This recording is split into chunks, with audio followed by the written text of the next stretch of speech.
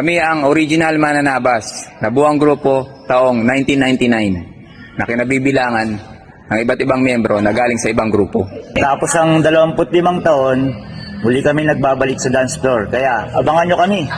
Kita-kits sa January 31, yanig sa Tagig.